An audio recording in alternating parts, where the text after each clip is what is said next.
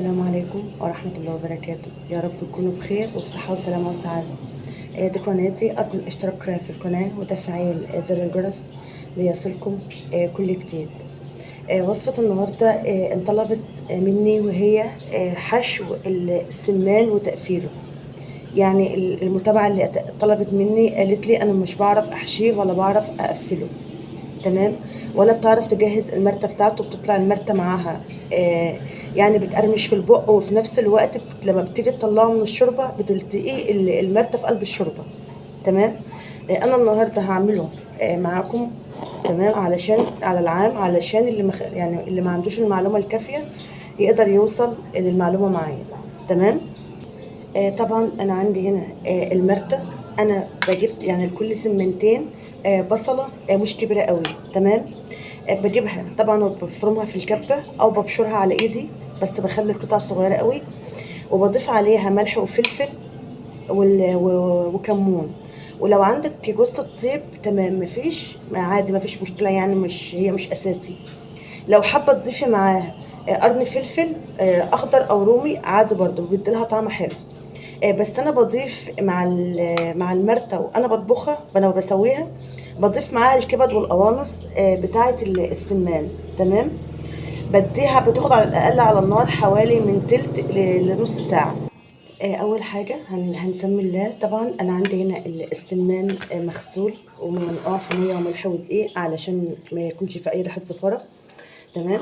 طبعا انا همسك السمانه، وطبعا انا هاخد كل كبده وقنصه للسمانه انا هحطها في قلب السمانه بالشكل ده، تمام. وهكمل بيها، وهكمل حشو لها للمرتة. يعني انا هخلي في كل سمانه الحوايج بتاعتها، تمام. طبعا انت بتقفلي السمان بخله الاسنان.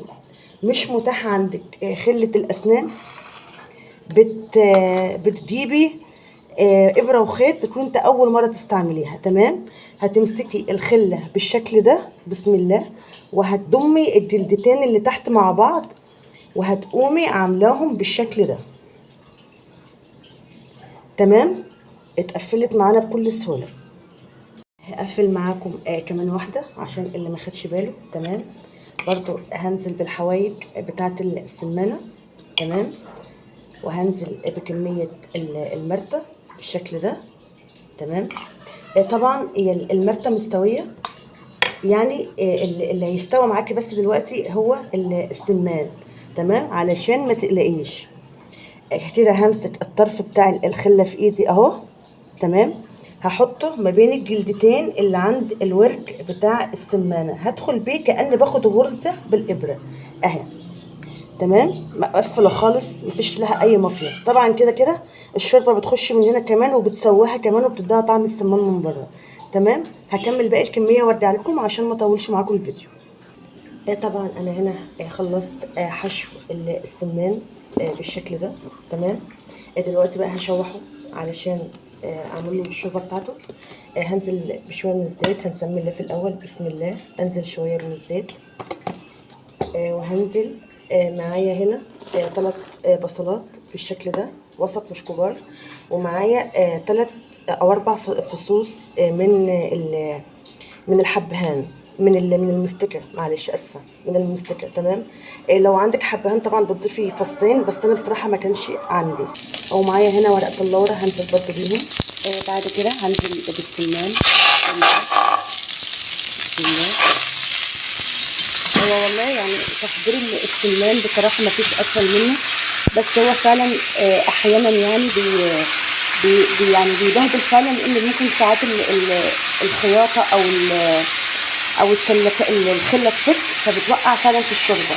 فطبعا هنا هنزل بالملح، أنا بحط الملح مع السمان، تمام، أول ما بشوحه على طول.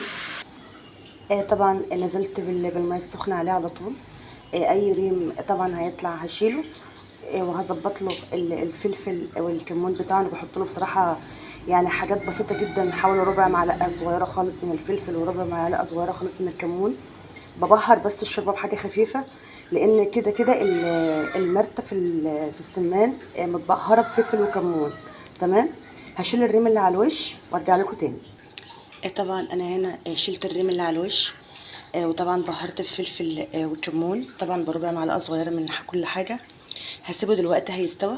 هيقعد معانا السمان حوالي ساعه على النار، لان السمان والفراخ البيضة ما بيبقاش لهم عمر طويل على النار، بيستووا بسرعه.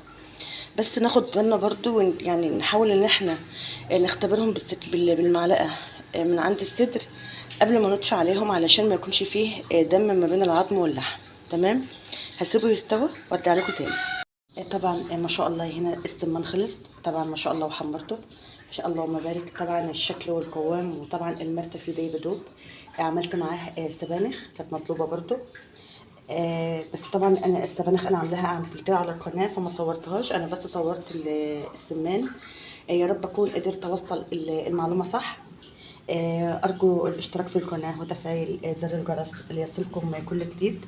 دمتم في حفظ الله. السلام عليكم.